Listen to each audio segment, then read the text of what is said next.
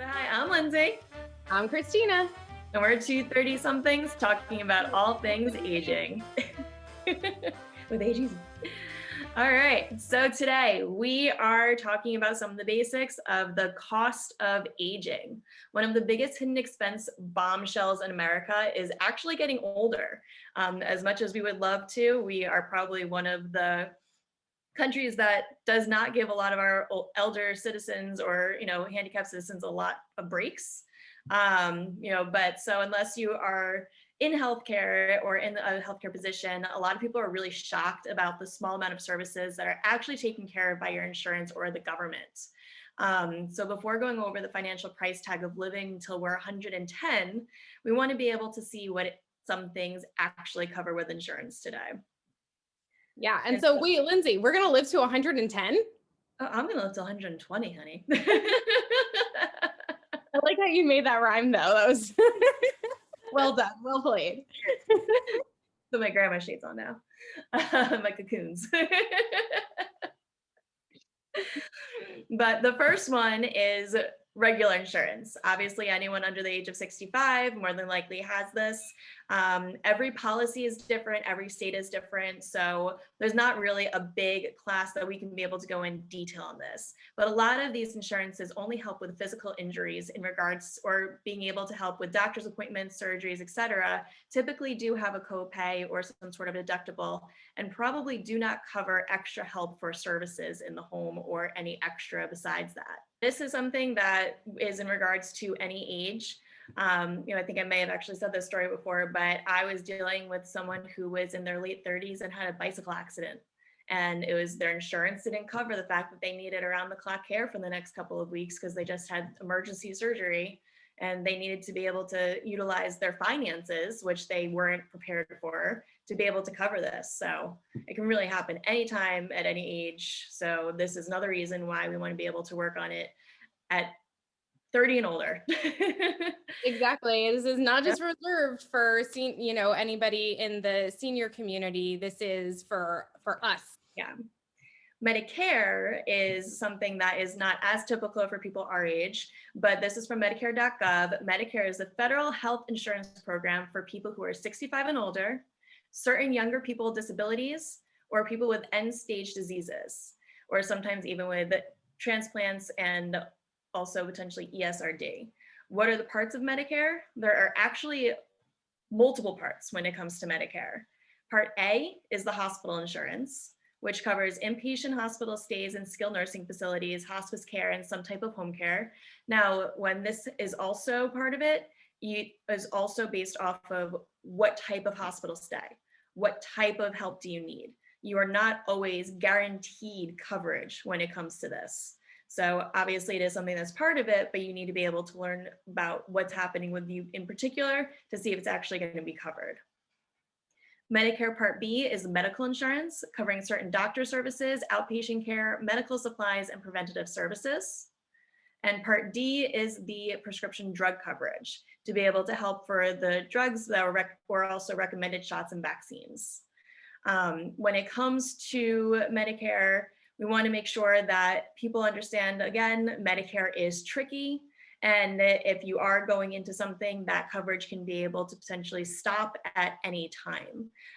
In the healthcare world for the elderly and also with rehabs, we've seen a lot of families that or even young or old, again, I've dealt with a lot of young people who have been in rehab, that Medicare only is covered as long as there's a skill need or as long as they approve it. So you can be in a facility or in a rehab for 3 days and Medicare can cut you.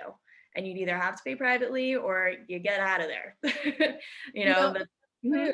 I mean, Lindsay, is it not true that it just amazes me how insurance, whether it be Medicare or private insurance, really dictates so much of what goes on in the healthcare industry, whether that's direct care, home care, inpatient care, like whatever the situation is, insurance really dictates so much of it.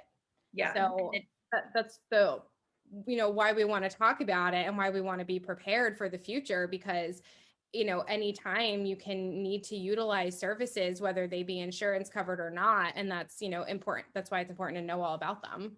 Yeah. And when it comes to also, if someone is eligible to go to rehab, if they go to the hospital, they have to have 3 consecutive inpatient stays in New Jersey. Again, every state may be different, but this is what we know from here. So if you have, a hospital visit for 1 day, you may not be eligible. So definitely take that in consideration when your family member or yourself is in need, to make sure that you can get those consecutive days to get into rehab so that you can be covered by insurance to do that. And when you say, just to clarify, when you say consecutive inpatient stays, you mean overnights, right? Like Yes. nights in a row? Mm-hmm. Yep. Yeah. So if you have somebody so if my mom goes in the hospital and she is there for only 2 nights, then she may not necessarily qualify for her insurance to cover an inpatient stay in a subacute rehab facility or a skilled nursing facility. Yeah. And it's something that, the social workers and the case manager of the hospital, they try to be able to notify that to you as quickly as possible.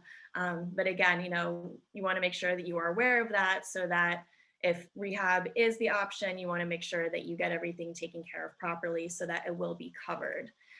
When it comes to Medicare in the home, that is where Medicare certified services will be in. When it comes to this, it's either the hospital or they need a doctor's order from a physician that thinks you can benefit what's called a skilled need.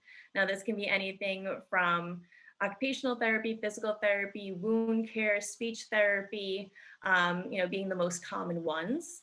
And when it comes to that, they do wonders with being able to help with build the strength. They even have social workers, they have home health aides that can be, in the home as well.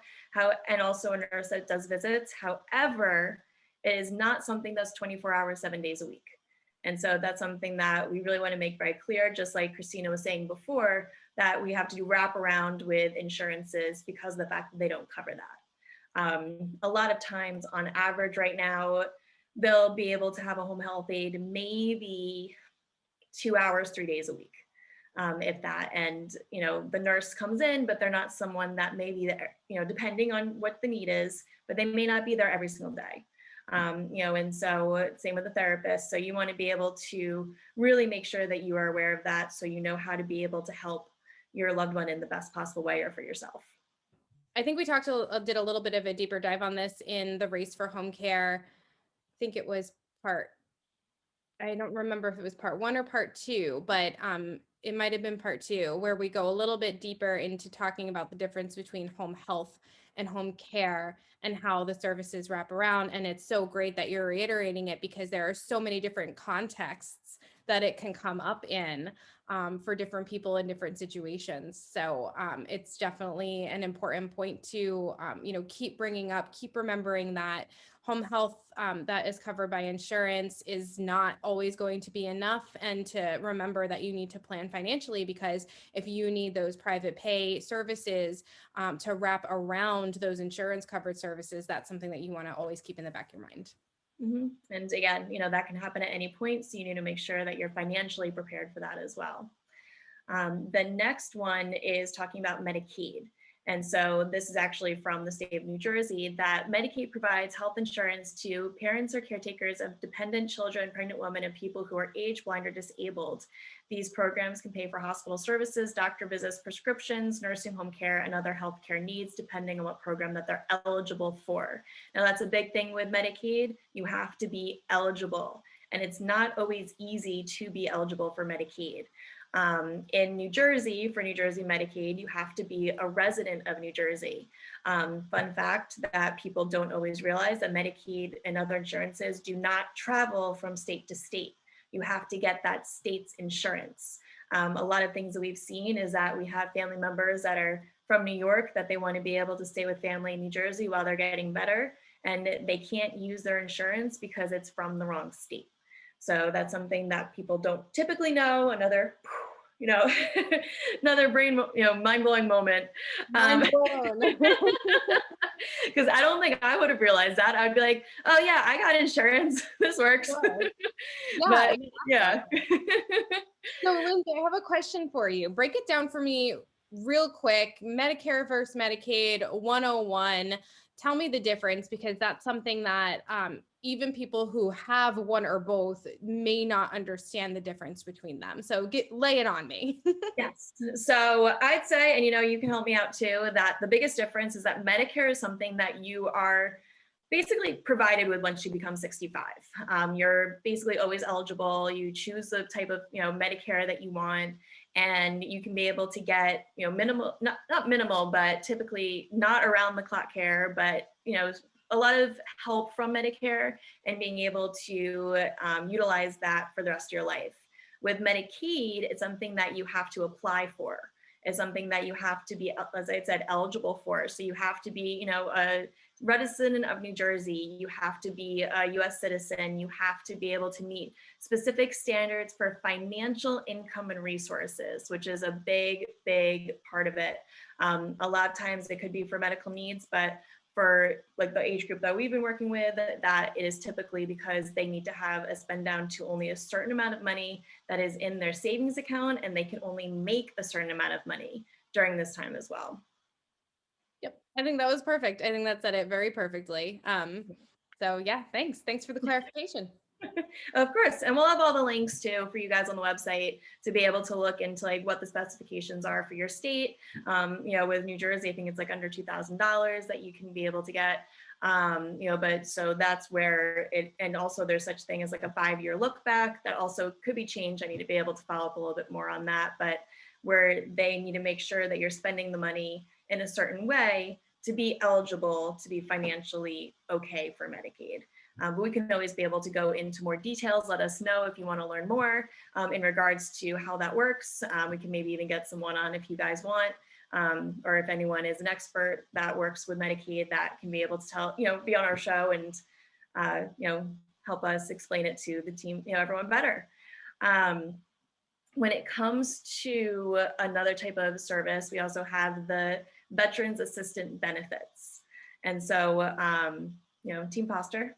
When it comes to the Veterans Assistance Benefits, a lot of times called the VA benefits, this is for veterans that can be able to utilize this as a type of insurance to be able to help with things. Some big ones are what are called aid in attendance, spousal benefits, caregiver support, and also more. There's VA doctors that can be able to assist when it comes to helping with financial parts. There's VA communities, VA hospitals. When it comes to, there's also like VA home care services that can be able to assist. And also with the VA, they help with monetary support. Again, you have to be able to have certain things to be eligible for it, but this is something that is really important for people who have a family member that is a veteran. Also, thank you so much for your service. It is a big thing. You can't, we want to thank you guys for everything that you do. But we always want to make sure that if there are benefits that can be taken care of, that they can. So we can always go into that as well if you want to learn more. Yes. And to echo Lindsay, thank you for your service, all the veterans who are out there watching or listening. So, and just to throw a little extra tidbit in there, if you are a veteran or somebody who is applying for VA benefits, especially if it's the aid and attendance benefit, where you can get a monthly stipend reimbursement for services that you must be qualified for, and you must on a monthly basis prove that you are continuing to be eligible for this reimbursement. There's elder law attorneys that can help you with that. There are other services out there who can help you with that, with applying and maintaining that. And as Lindsay said, we could certainly get into that a little bit more on another episode. And that also goes for Medicaid benefits. So if you, as Lindsay had pointed out, Medicare is the entitlement and Medicaid is the one that you have to apply for and be qualified for financially. You can utilize a elder law attorney to qualify, to help be qualified for both Medicaid and the VA benefit. So that's something that you can certainly look into if you're looking to obtain either Medicaid or the VA benefit. Yeah. And that's important to know because, I had never heard of the word care manager before. I didn't know that people can help with these things that, you know, they can be a very long process, a lot of paperwork to be able to dig up and find. And these people are really good resources and completely worth, you know, every penny that goes to them, because they can really save you a lot and be a way to be, you know, just make a smooth process to be able to get the benefits that you deserve too.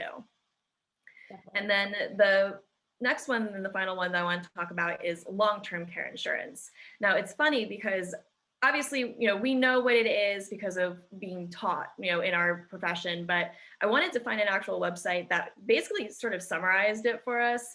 But a lot of them were just, you know, sell this, buy this, sell this, buy this. So I actually found it on NerdWallet. Of all places.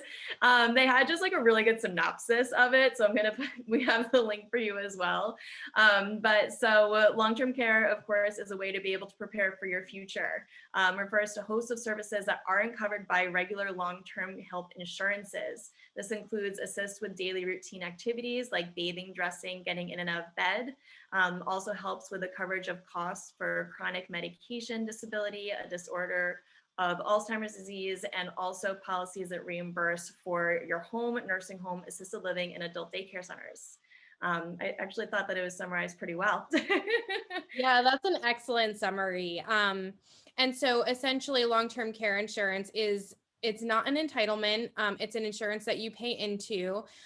You pay a premium until the insurance policy is activated by you needing the additional services, the wraparound services that are private pay outside of what insurance will cover, or assisted living or adult daycare, as Lindsay has pointed out. So the long-term care insurance policy is something that you want to think about even as early as in your 30s, because the sooner you start paying into it, the more you're going to have for later on, the better your policy is going to be for later on. There's so many details and so much of a deeper dive that we can do into all the different pieces of it. So like, for example, an elimination period, a daily maximum, a lifetime maximum. What do these What things is mean? any of that? Like, seriously. So there's so much more, but we can certainly do a deeper dive another time. And I have 2 dogs and now they're barking, so I'm gonna mute. It's all right. We can't hear them, but they're cute. They're very, very cute. And so, you know, we want to talk about in one of our next videos is also what things aren't covered. Learning about the care managers, nursing homes, private home care, you know, really seeing the wraparound part of it and how expensive it can be. Because like we said, unless you're in it, you don't really know. You think that a lot of it's covered and it's not, and it is pricey. So, you know, we want to be able to get into a little bit of an estimate of how much it can be, even if you are, you know, we've had people who are, you know, 65 that are going into facilities, with people that are 105 going into facilities. So you want to make sure that you have enough finances for any age. Another reason why to prepare early, to be able to have, you know, there can be an accident, a risk of disease, and a lot of times with insurances that you can't get a good insurance policy if you've already been diagnosed with a chronic illness. Right. I know just from my personal experience, I had just, you know, I was talking to someone about life insurance and long-term care, and my husband had just had, you know, neck surgery, and, you know, thankfully he's good. He's really great. But he was like, is he still in physical therapy? And I was like, yeah, you know, he still has another couple weeks to go. He goes, he's ineligible. And I was like, what? I was like, he's 35. What do you Oh mean my he's God. ineligible? And they said that that was one of the things that you need to qualify, because he had some sort of an injury and he was in physical therapy that it would actually deter it. So, you know, those are things to consider when you don't want to wait too long to be able to get these things. Yep. You know, economic issues is another reason to prepare early. Hey guys, we're in a pandemic. People have lost their jobs. People have, you know, been dealing with this crisis. Yeah. And this is something that takes a hefty toll on what's going on right now, but also how it's going to affect your future. Influx of pricing, like Christina was saying, year over year in healthcare. Just from the time that I've been in healthcare, even just home health aid prices has raised at least $9 an hour from Yep. where, you know, where I started to where it is today. Facilities are constantly going up. It is another reason with long-term care, talking about influxes and inflation rates that we can be able to go over at a later time. You know, when it comes to also generations, we always talked about the sandwich generation. people are not just paying for themselves, they're paying for their kids and they're paying for their parents. Mhm. And that can definitely become a struggle when you're not completely prepared for it. Yep, And definitely. so also understanding healthcare and the tricks and trades. So there's a lot of reasons to be prepared and to learn about the insurances and to be able to continue to be knowledgeable for now and forever. Yeah, and I'm gonna take a second and break this down in some dollars and cents for us right now, just super quick. In just a way that I think will resonate with a lot of people because it's super relatable. And I know you and I, we like to shop. So I'm going to throw this out there. According to Forbes.com, the average American family spends $1,700 on clothes annually. So every year, the average family spends $1,700 on clothes. According to the Motley Fool, 10%, there's a 10% average annual rate of return on investments. So that's the ROI for long-term investments on average. Calculator.net takes that $1,700 a year at the 10% return rate, which means that in 30 years, which is retirement age for us, that gives you $30,000, just under $30,000, $29,663.98 to be exact. So what does that mean for us? It means that if we take that $1,700 that we spend on clothes every year and we put it away, we can end up with just under $30,000 just for 1 year of saving what we would have spent on clothes. What that translates to in today's costs, again, not counting for inflation, that counts for about 35 weeks of home care at 4 hours a day. So that's assuming that you only need 4 hours a day. If you need more like 24 hours a day, like a live-in, it gets you about 13 weeks. So less than 3 months. So it's actually not that much in the grand scheme of things. That's again, not accounting for inflation. But it is a lot of money. It is a lot of money that if you just save it now, it'll help you a lot in the future. And the reason that I'm pointing out how much that, these things cost is because you do have to be prepared. Again, it'll just give you a little over about 4 to 5 months in an assisted living, about 3.5 months in long-term care in a private room. So, that $1,700 now in 30 years can be $30,000 and be several months of care for you, which is, it's not a lot in the grand scheme of things, but if you account for it now and you plan now and you have 30 years of saving that, think about what that's going to get you. The point is to be prepared. The point is to maybe not be so frivolous with spending. The point is to save a little bit and to keep it away because that rainy day can be, you never know when that's going to be. And you just want to be comfortable like later on. Just don't you want to be comfortable? Well, I want you to actually, on that note, tell everyone about one of our next videos because you found it and you deserve all the credit. And I think it's really, really cool. So about the closets. So okay, I'm really excited about it. It's called the capsule closet. And okay, it's absolutely turned me into a minimalist. And I 100% advocate for the capsule closet because before we wanted to do the episode, I said I need to do the experiment and actually try it out to see if it makes a difference. And it does. And I'm going to talk all about it on the next time because if I start now, I'm never going to stop. And I totally love it and advocate for it. So there you go. Great way to start spring cleaning. So we will definitely talk about that. But this was a lot of information in regards to insurances, and we'll talk about things that aren't covered in one of our next episodes and also the capsule closet.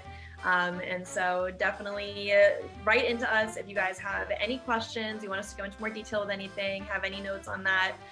We love to hear from you guys or even to have you guys on our video blog. You can find us at www.ageeasynow.com. You can email us at info@ageeasynow.com.